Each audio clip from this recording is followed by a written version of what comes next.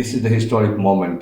This is the Parliament in exile of Tibetan government, and this all under the devotion and leadership of His Holiness Dalai Lama. Here in this historic place, another historic moment, we have Deputy Speaker Miss Dolma, if I have pronounced your name That's correctly. right.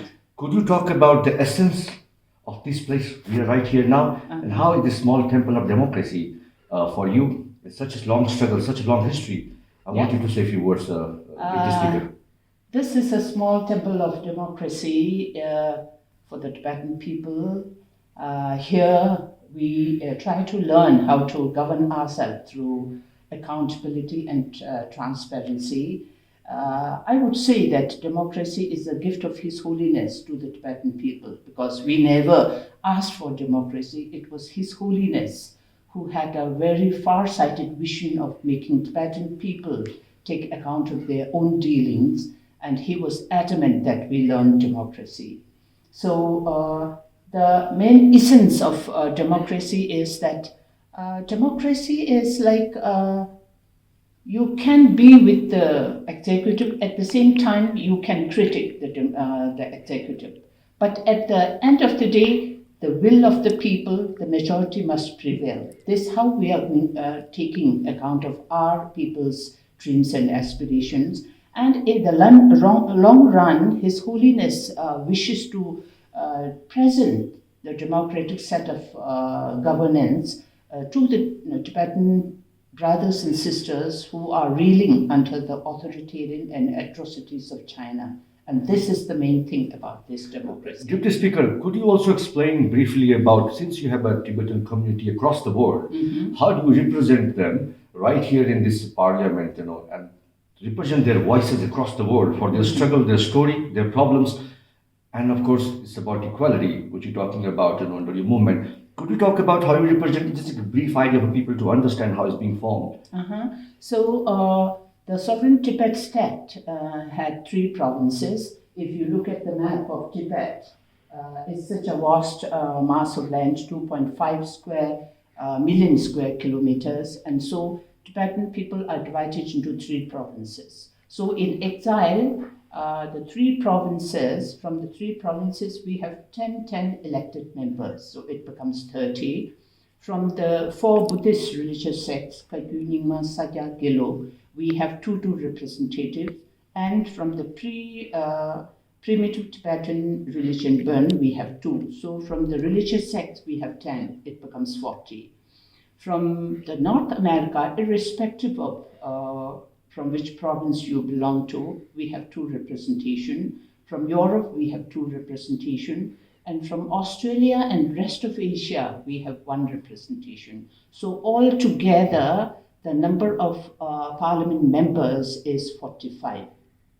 So we meet like twice in a year. In the month of March, we have a budget session. We have our own rules and regulations that govern ourselves. Okay. And so if there is any misunderstanding or discrepancies on the interpretation of rules, then we can go to the Supreme Justice Commissioner. We have also a Supreme Justice Commissioner.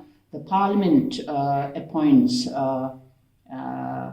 Parliament Estimate Budget Committee. Okay. Parliament also had Public Accounts Committee to scrutinize whether everything is done in transparency and accountability as per the rules and regulations. Deputy Speaker, last question, very important. You talked about, some of the, in fact, you represent such a vast diaspora of Tibetan people living across the world, from North America to Europe to Asia. Mm-hmm.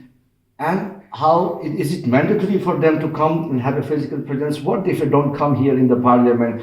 This is very interesting you outline. I want you to tell people about this more. The discipline, the value system of the parliament. While you have a democracy, you run across, with efficient manner. Yeah, once you take the oath of office, it's mandatory. There are rules and regulations and the procedures how you have to have your presence and dealing in the parliament. We have a different rule set for that.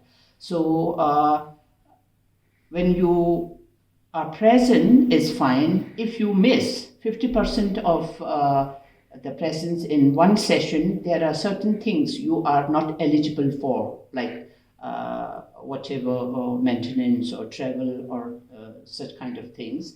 And if you miss twice, then you are out of membership. The person who is in the next line will come up and take the office. So there lies that once you become a parliamentarian, your presence and your contribution and to bring the voice of the people whom you represent need to be placed on the floor of the house. That's important. And what is the message you want to give to the larger world, especially the Tibetan community, for the entire world, that how this will function and how this parliament is a hope for them, and what should they do about that for this future generation to hold on this struggle? To the larger viewers, especially Tibetans, ours is a very infant democracy. Once anything that you get free of a cost, without struggle or without toiling, the essence, the importance is undermined. So people need to really make sure that whosoever you are electing should represent your ideology, your values, what you are looking for.